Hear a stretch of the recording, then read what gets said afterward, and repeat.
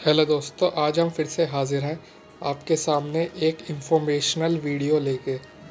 मैं आपका होस्ट और दोस्त सुमित वीरवाल। आशा करता हूँ आप सुखमय होंगे। हमने अपनी पिछली वीडियो में गैलीलियो के बारे में जाना था और उनके कुछ यंत्रों के बारे में जाना था, लेकिन हम इस वीडियो में गैलीलियो के साथ न्यूटन के बारे में भी आपको बताएंगे। हम ये भी बताएंगे न्यूटन का जन्म कहाँ हुआ था और उनसे रिलेटेड और बहुत सारी बातों के बारे में भी हम जिक्र करेंगे। हम सभी न्यूटन को फादर ऑफ मॉडर्न फिजिक्स के तौर पे जानते हैं, जिन्होंने हमारी फिजिक्स को बदलने में काफ़ी सहायता की थी।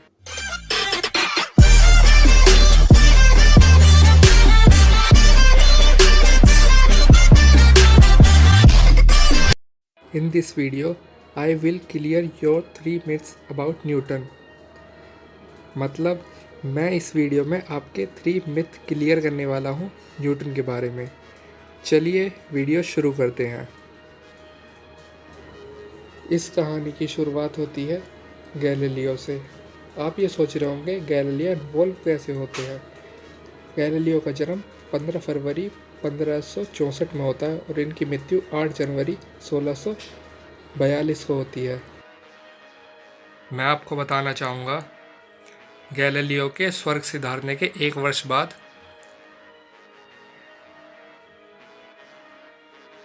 इंग्लैंड की कैपिटल लंदन में एक अद्भुत बालक का जन्म हुआ, जिन्हें हम सब आइजैक न्यूटन के नाम से जानते हैं। आइजैक न्यूटन का नाम उनके पिता के नाम पे ही रखा गया था। इनके पिता का नाम भी आइजैक न्यूटन था और इनकी माँ चाहती थी इनके बेटे का नाम भी आइजैक न्यूटन हो। और इनके पिता की मृत्यु इनके जन्म से 3 महीने पहले हो गई थी। न्यूटन के पिता अपने समय में एक सफल किसान थे। इसी कारण इनकी माता भी चाहती थी कि न्यूटन फार्मिंग करें, लेकिन न्यूटन को फार्मिंग में बिल्कुल भी इंटरेस्ट नहीं था। इसलिए वह वहाँ से भाग के अपने नानी के घर पे चले गए। नानी के घर पे पहुँचने के बाद उन्होंने फैसला किया कि वो अपने जीवन काल की आगे की पढ़ाई वहीं के पास के कॉलेज से करेंगे। लेकिन न्यूटन को इस बारे में जानकारी नहीं थी।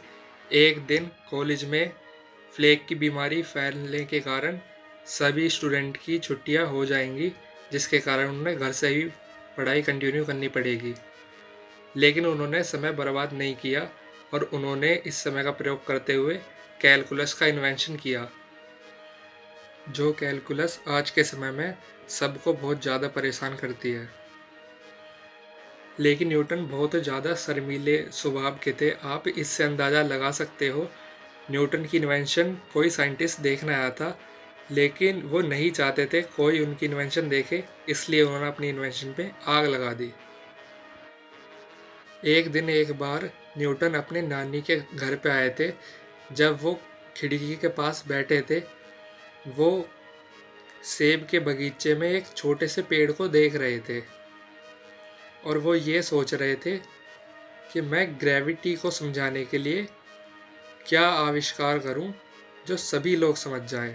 तभी उन्होंने सेब टूट के नीचे गिरते हुए देखा और उन्हें आइडिया आया मुझे ग्रेविटी कैसे समझानी है।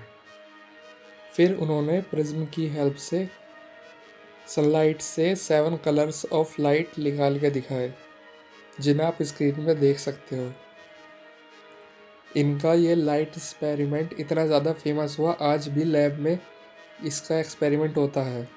इसके बाद उन्होंने अपने 3 लॉज दिए, जिसमें उनका फर्स्ट लॉ इनर्शिया के बारे में था, सेकंड लॉ उनका फोर्स एंड एक्सेलरेशन के बारे में था और थर्ड उनका लॉ था एक्शन एंड रिएक्शन। हम सभी जानते हैं न्यूटन एक जीनियस थे, लेकिन इनका आईक्यू लेवल का किसी को अंदाज़ा नहीं है। हम आपको बताना चाहेंगे इनका आईक्यू लेवल आइंस्टाइन से भी ज़्यादा था। इनका आईक्यू लेवल 190 से 200 के करीब था। हम सभी जानते हैं न्यूटन एक काफ़ी बड़े साइंटिस्ट थे, इनका काफ़ी नाम था। लेकिन जितने बड़े ये साइंटिस्ट थे, उतने बड़े ये धार्मिक व्यक्ति भी थे। इन्होंने काफ़ी धार्मिक किताबों का अध्ययन किया था। धार्मिक चीज़ों पे बिलीव रखने के कारण न्यूटन ने कुछ भविष्यवाणी भी की थी, जिसमें उनकी पहली भविष्यवाणी थी हमारी पृथ्वी 2060 से पहले ख़त्म नहीं होगी। उनकी दूसरी भविष्यवाणी क्रिश्चियनिटी के बारे में थी। उनकी दूसरी भविष्यवाणी में ये था, जीसस क्राइस्ट को 3 अप्रैल 33 एडी में फांसी हुई थी और ज्यूस लोग इज़राइल पे फिर से कब्ज़ा कर लेंगे। धन्यवाद। हमारी ये वीडियो यहीं पे समाप्त होती है।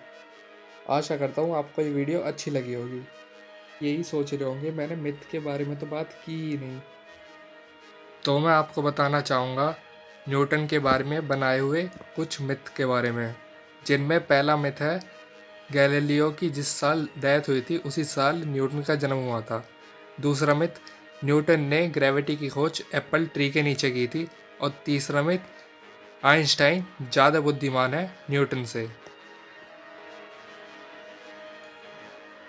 इस वीडियो को लाइक कीजिए, सब्सक्राइब कीजिए, और अगर आपके मन में कुछ डाउट आ रहा हो, कुछ क्वेश्चन हो, तो कमेंट बॉक्स में ज़रूर पूछना। इस वीडियो का अगला पार्ट जल्दी आएगा। तब तक के लिए जय हिंद, जय भारत।